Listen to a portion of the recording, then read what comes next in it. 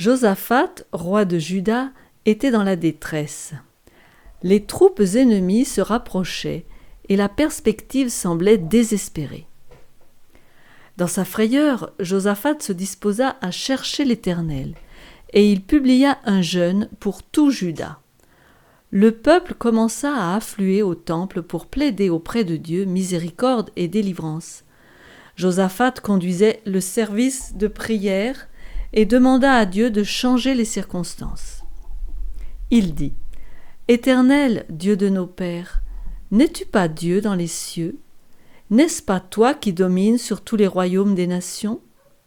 N'est-ce pas toi qui as en main la force et la puissance et à qui nul ne peut résister ? Ô notre Dieu, n'exerceras-tu pas tes jugements sur eux ? Car nous sommes sans force devant cette multitude nombreuse qui s'avance contre nous, et nous ne savons que faire, mais nos yeux sont sur toi. » Il clama les promesses de Dieu. N'avait-il pas protégé les siens dans le passé ? Tout le peuple de Juda était rassemblé devant Dieu, et Jacaziel se leva.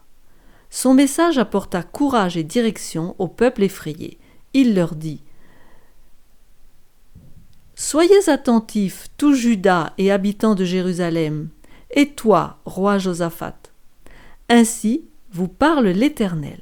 Ne craignez point et ne vous effrayez point devant cette multitude nombreuse, car ce ne sera pas vous qui combattrez, ce sera Dieu.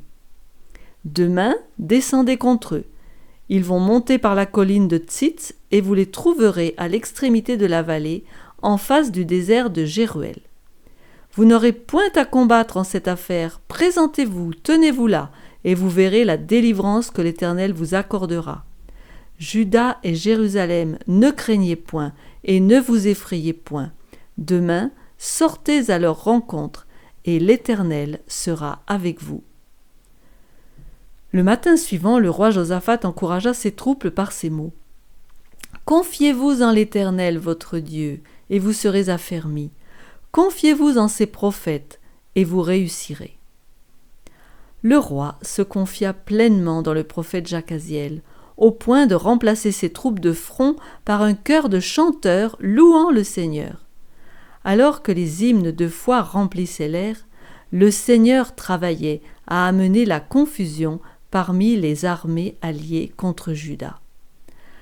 Le massacre fut si grand que, lorsque Juda fut arrivé sur la hauteur d'où l'on apercevait le désert, ils regardèrent du côté de la multitude, et voici, c'étaient des cadavres étendus à terre, et personne n'avait échappé.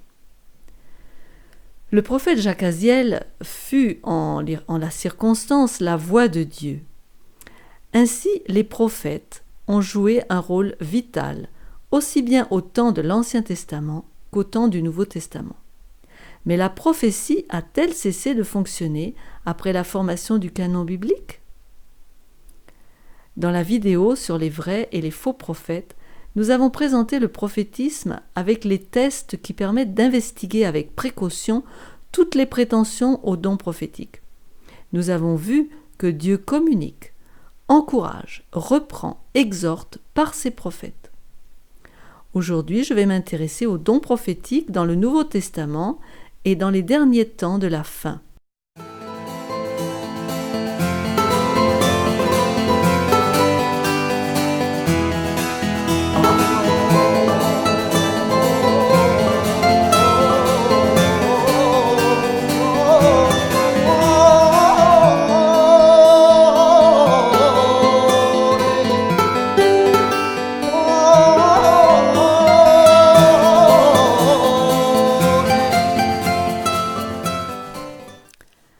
Le don de prophétie au temps de la fin. Voyons d'abord les fonctions du don de prophétie dans le Nouveau Testament. Le Nouveau Testament donne à la prophétie une place proéminente parmi les dons du Saint-Esprit. Elle est un des ministères le plus utile à l'Église. Il est dit en Éphésiens 4, 11 « Et il a donné les uns comme apôtres, les autres comme prophètes, les autres comme évangélistes, les autres comme pasteurs et docteurs. » Les croyants devaient désirer ce don plus que les autres, c'est ce qui nous est dit en 1 Corinthiens 14. aspirez aussi aux dons spirituels, mais surtout à celui de prophétie. Le Nouveau Testament suggère que les prophètes aient les fonctions suivantes. Premièrement, ils aident à établir l'Église sur des fondements solides. Alors je vous invite à lire les textes qui sont placés sur le côté pour que vous puissiez vérifier. Je ne vais pas les lire, ce serait un peu long. Deuxièmement, ils ont initié le programme missionnaire de l'Église. Par exemple, le Saint-Esprit a sélectionné Paul et Barnabas pour le premier voyage missionnaire. Voyez Acte 13. Et donné des directives pour ce travail missionnaire, en Acte 16. Ils édifient l'Église. Ils unissent et protègent l'Église contre les fausses doctrines afin que les croyants ne soient plus des enfants, flottants et emportés à tout vent de doctrine, comme le dit Éphésiens 4,14, par la tromperie des hommes, par leur ruse dans les moyens de séduction. Ils avertissent des temps difficiles à venir. Un prophète du Nouveau Testament avertit l'Église de l'approche d'une famine. L'Église organisa alors un programme d'assistance pour aider les victimes. Voyez Acte 11, 27 à 30. D'autres prophètes avertirent de l'arrestation et de l'emprisonnement de Paul à Jérusalem, en Acte 20 et 21. Les prophètes du Nouveau Testament ont aussi confirmé la foi dans les moments de controverse. Par exemple, par des prophètes, le Saint-Esprit raffermit les croyants dans la vraie doctrine, et ils ont aussi encouragé et fortifié les frères. Le don de prophétie dans les derniers jours. Beaucoup de croyants pensent que le don de prophétie a cessé à la fin de l'époque apostolique. Mais la Bible révèle que l'Église aura besoin de direction divine pendant la crise au temps de la fin. Elle atteste du besoin continuel de ce don et de sa provision après l'époque du Nouveau Testament.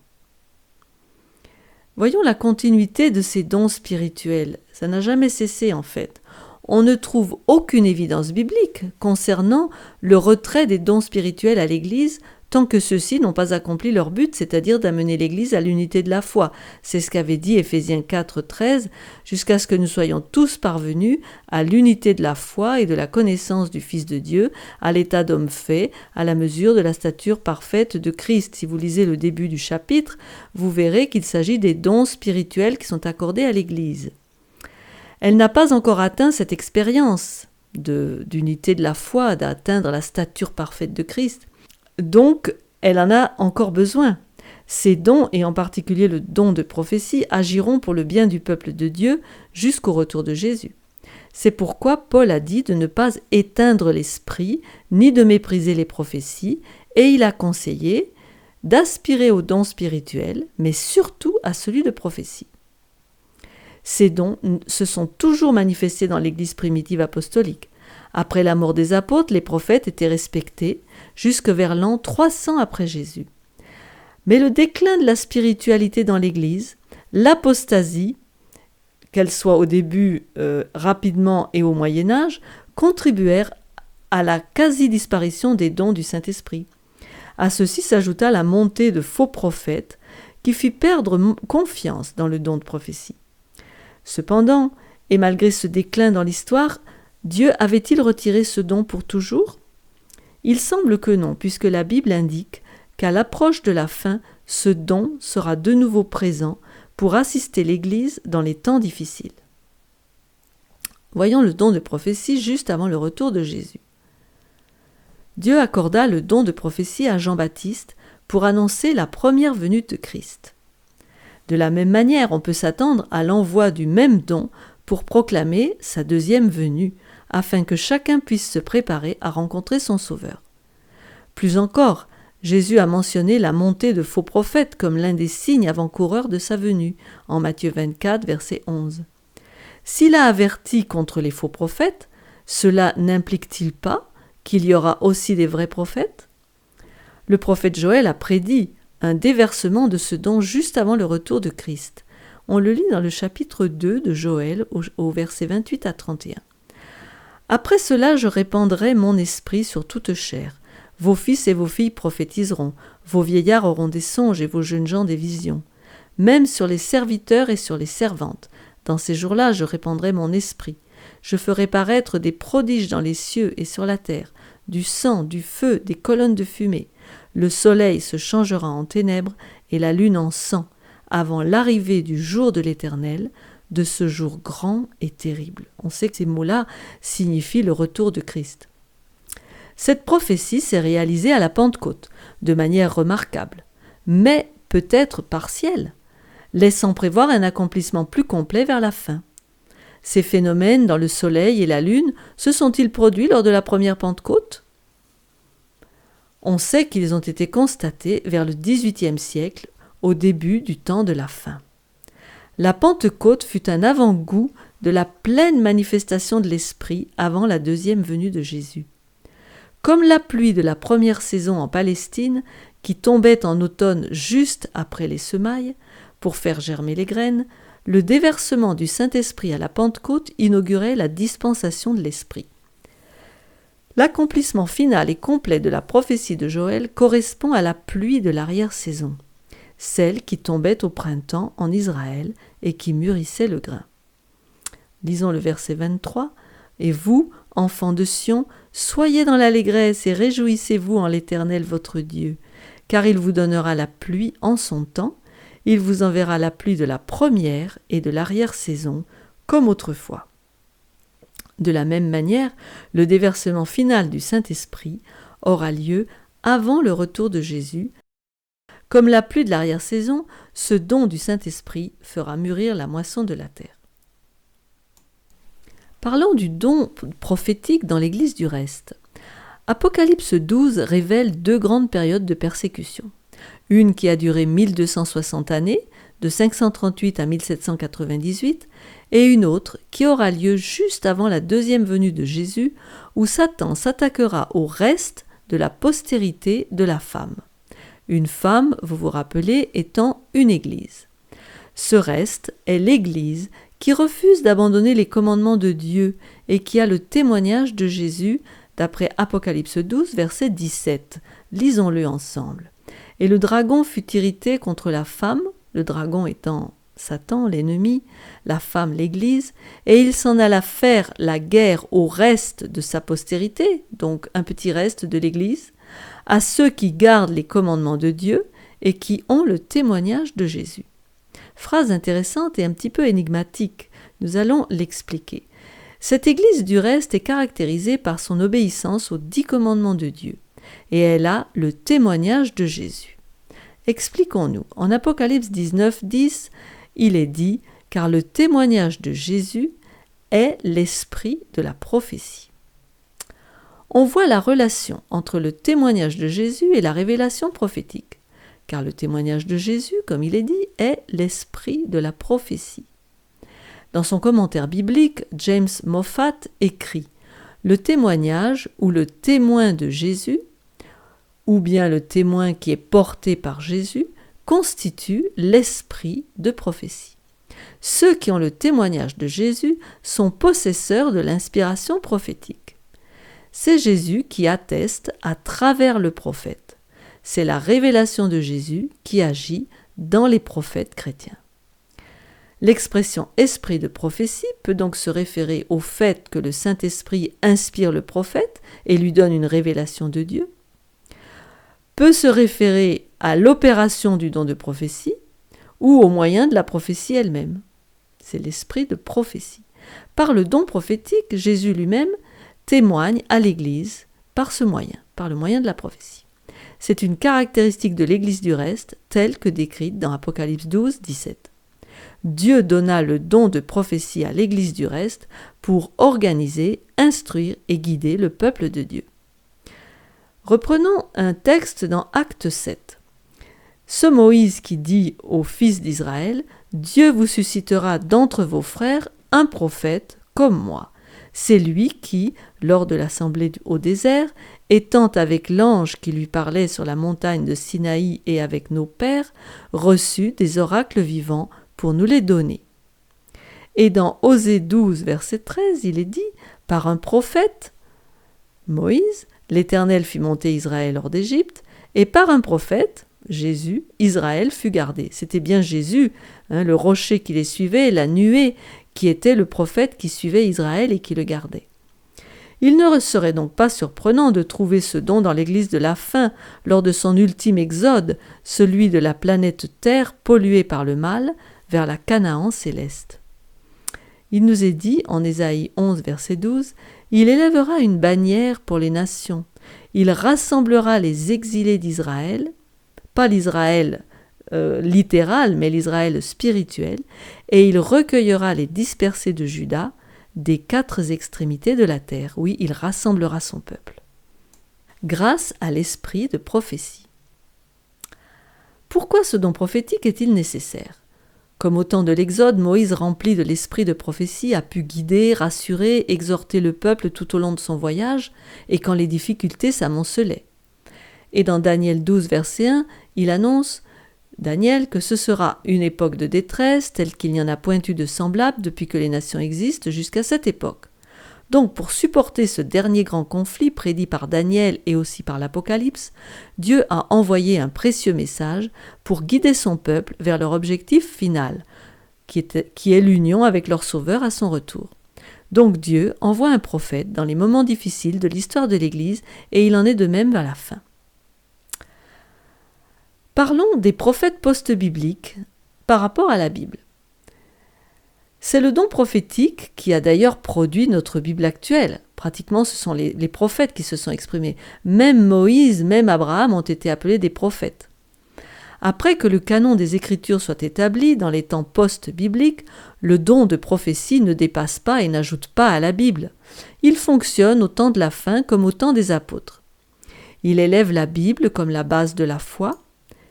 Il explique ses enseignements. Il en applique les principes à la vie quotidienne, il établit, édifie l'Église, il l'aide à mener à bien sa mission, il reprend, avertit, mais aussi guide et encourage l'Église, et il la protège des hérésies. De nombreux prophètes bibliques mentionnés dans la Bible, tels que Nathan, Asaph, Myriam, Déborah, Siméon, Jean-Baptiste, Agabus et Anne, ont témoigné de la part de Dieu. Cependant, leur témoignage n'a pas été consigné dans la Bible. Pourtant, ils étaient des vrais prophètes, reconnus par la Bible comme tels. Comme nous l'avons présenté dans notre vidéo sur les vrais et les faux prophètes, il est essentiel de tester ce don prophétique pour savoir s'il vient de Dieu. Il est dit en 1 Thessaloniciens 5, 20 et 21, « Ne méprisez pas les prophéties, mais examinez toutes choses et retenez ce qui est bon. » Rappelons les 4 tests brièvement. Le message du prophète est-il en accord avec la Bible ? Sa prédiction s'avère-t-elle vraie, se réalise-t-elle ? Reconnaît-il l'incarnation du Christ et porte-t-il de bons fruits dans sa vie ? Le don de prophétie dans l'Église adventiste. Le don de prophétie a été activement manifesté dans le ministère d'Ellen White, une des fondatrices de l'Église adventiste du 7e jour. Elle a donné des instructions pendant 70 ans, adressées au peuple de Dieu vivant dans le temps de la fin. Dieu utilise souvent des instruments simples, humbles et même apparemment faibles. Rappelons-nous du bâton de Moïse, des 300 hommes de Gédéon avec leurs trompettes, leurs torches et leurs pots d'argile pour mettre l'armée des Madianites en déroute, des 5 pains et 2 poissons dans les mains de Jésus. Alors que les adventistes, ceux qui attendaient le retour de Jésus, émergeaient tout juste des cendres de leur grand désappointement en 1844, Jésus n'était pas venu, Dieu utilisa une adolescente de 17 ans pour son messager à la fin des temps. Hélène Harmon en anglais, née en 1827, reçut une vision du peuple de Dieu dans son voyage vers le ciel, et quand elle avait juste 17 ans. Cela allait être la première de ces 2000 visions reçues durant son ministère de 70 ans, de 1844 à 1915, l'année de sa mort. Fait qui n'est peut-être pas un hasard, 70 ans de ministère, ça semble un chiffre intéressant. Elle épousa James White, un jeune pasteur, en 1848. Il partageait ses convictions concernant le prochain retour de Christ. Hélène et James White et le capitaine Joseph Bates sont considérés comme les fondateurs de l'Église adventiste du 7e jour qui fut organisée en 1863.